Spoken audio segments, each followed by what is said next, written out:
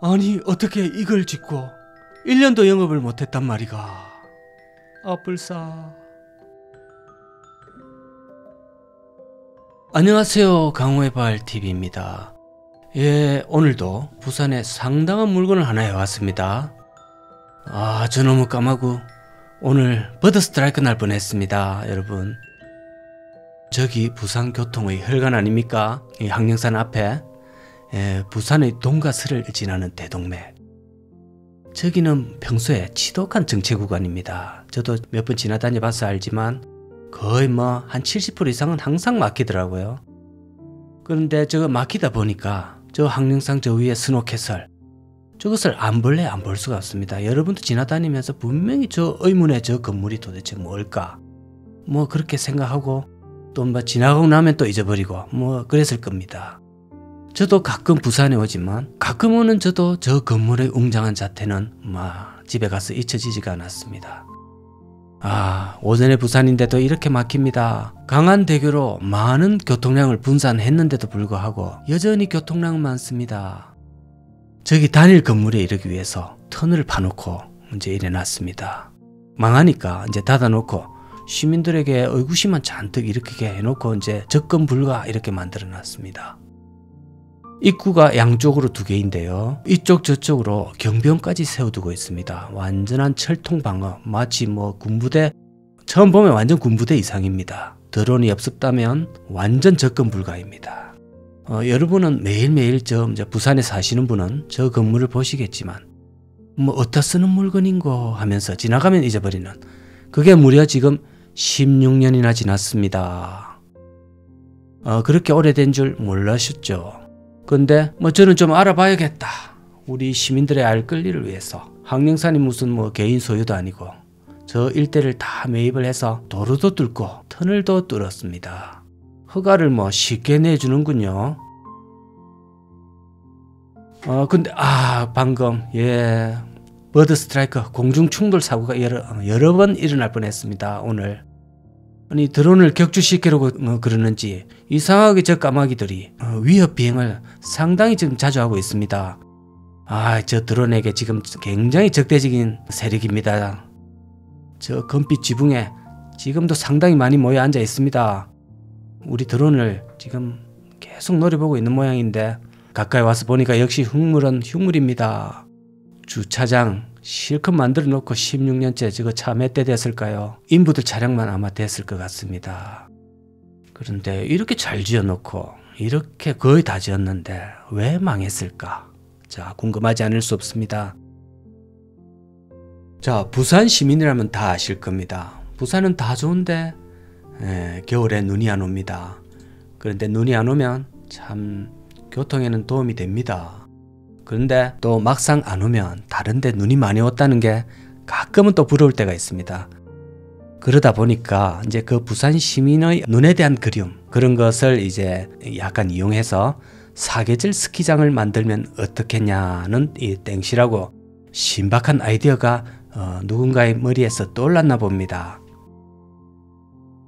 자, 그래서 이제 그 사업 보고서의 장점은 이렇습니다. 일단 실내 스키장으로 국내 최대 규모다.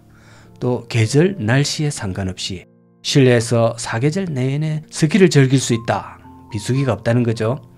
또 도심 한가운데 위치해 있으니 접근성이 용이하다. 또 부산은 어차피 관광도시니까 그 관광객을 이용할 수 있다. 또 복합 레저 공간으로서의 다양한 부대 시설을 이용이 가능하다. 그러니까 주변에 해운대도 가깝습니다. 해운대 많은 호텔도 있고 그러다 보면 업무 협약도 이루어지고 해서 많은 상승 시너지 효과를 일으킬 수 있다는 계산에 이제 장점으로 넣었습니다. 반면에 약점으로는 실내 스키장이라 아무래도 시설 규모가 슬로프의 단조로움, 눈의 질 이런 것이 떨어질 수밖에 없습니다. 또 초기 투자 비용이 아무래도 많겠죠. 그러면 자금 회수율이 늦습니다. 시설 유지 비용도 많이 들고요. 또 그러다 보면 이용 요금이 비싸질 수밖에 없습니다. 이제 여러 가지 실패한 원인 중에 한 가지를 들자면 그 당시 오픈 전에도 시장성에 자신이 많이 없었나 봅니다. 그래서 스키용품 대여점이나 식당, 카페 등등의 여러 소상공인들이 입점을 했어야 했는데 공실이 많이 생겼습니다.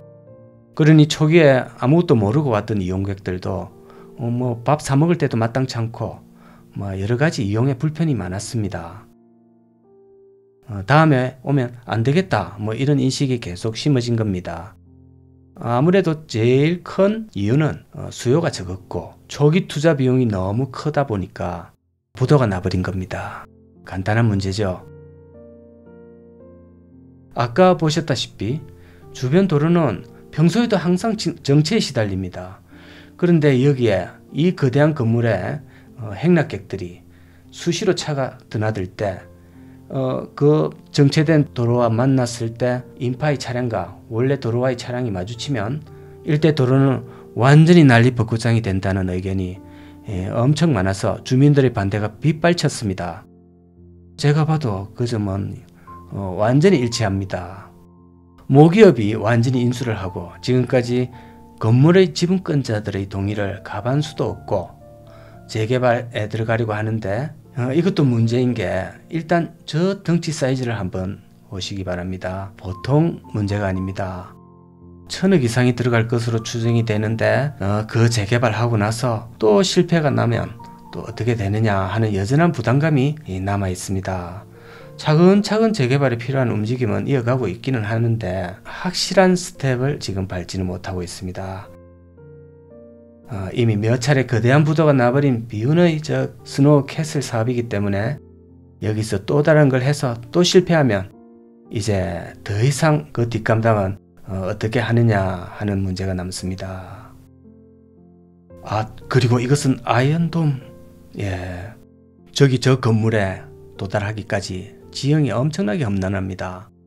몇 번의 잘못된 길을 들어갔다가 또 다시 나오고 저는 산골 이거 웬만하면 많이 타고 다녔는데 이번 산골 임도는 보통 힘든 게 아닙니다. 접근을 최대한 가까이 해보려고 했던 곳인데 저기를 지나서 올라가면 또 철책이 2m가 넘는 철책이 또 가로막고 있습니다. 그 철책에서 또 적군이 돌을 굴리기만 하면 바로 죽는 완전한 요새입니다.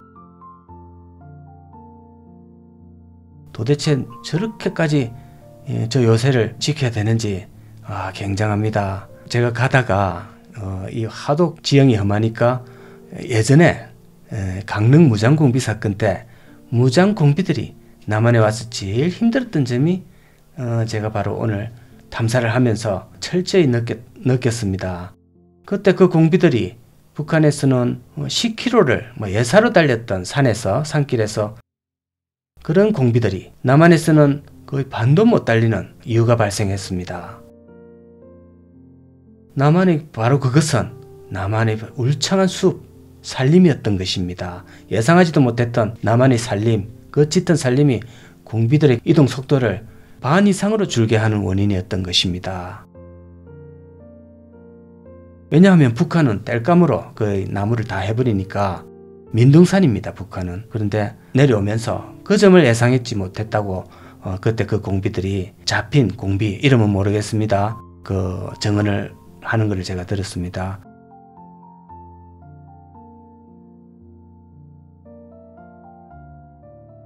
그리고 제가 여기 가면서 공비들이 그랬을 것 같다는 생각을 하게 했습니다. 정식 입구는 막아놓았죠. 그리고 겨우 도착하니까 엄청난 철책이 앞을 가로막고 자신들이 치부라서 그런지 굉장히 그 철통 보안을 해놓고 심지어는 까마귀조차 우리 드론을 접근 못하게 격추를 막 하려고.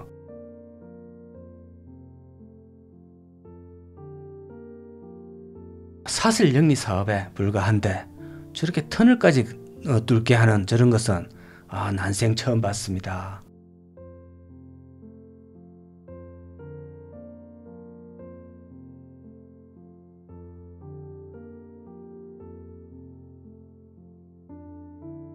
항령산은 부산 시민의 허파 같은 곳입니다.